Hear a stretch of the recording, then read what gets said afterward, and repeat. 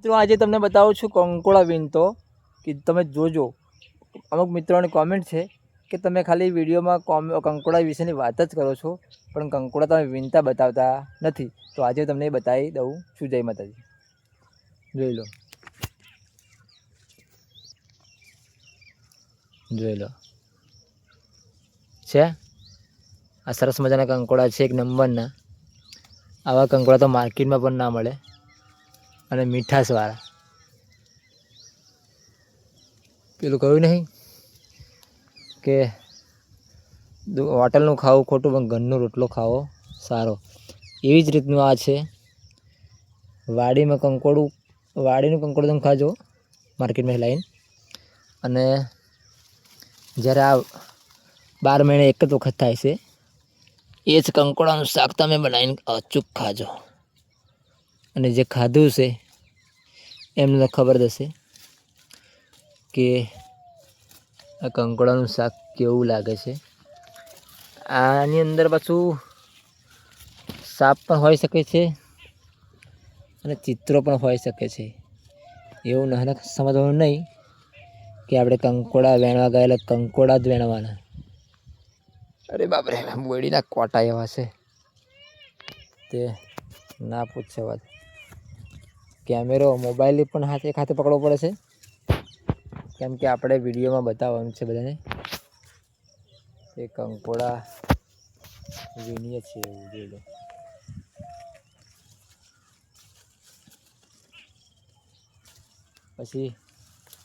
પછી પેલું એમ જેવું થાય કે તમે વાતો જ કરો છો ખાલી કંકોડાની, અને કંકોડા બતાવતા નથી.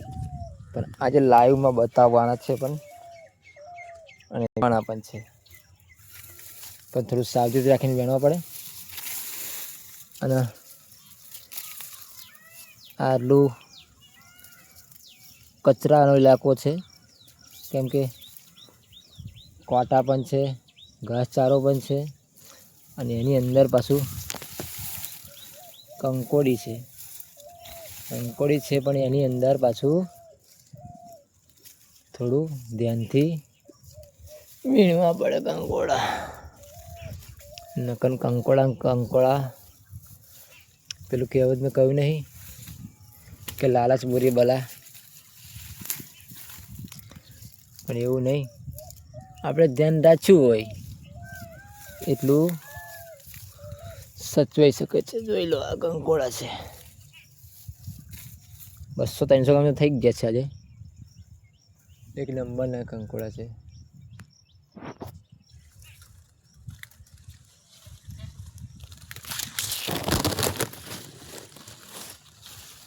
હવે અંદર પતી ગયા છે, બીજા છોડવા જવું પડશે એવું લાગે છે. હવે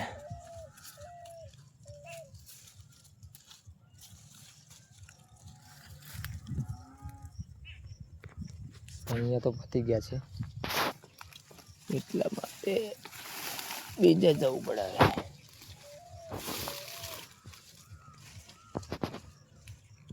કંકોડા તો છે ભાઈ, જે કોટા એવા છે, ઇલાકો પણ એવો છે, કેમ કે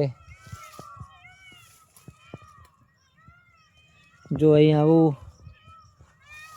થોડુંક જોખમવાળું ના હોત તો કંકોડા પણ રહ્યા નહીં. કેમ કે બધાને અત્યારે ડર લાગતો હોય ને, સારું મય સાપ હોય, કોટા છે, એટલા માટે અહીં કંકોડા થયા છે.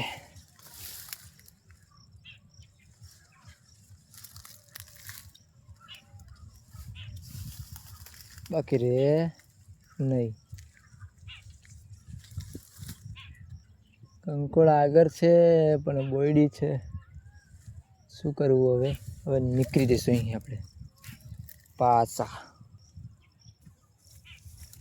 200 ગ્રામ જેવા મળી ગયા એક જ જગ્યાથી, એટલે આપણું કામ પૂરું. જાજા મેળવવા નહીં રહેવાનું બહુ.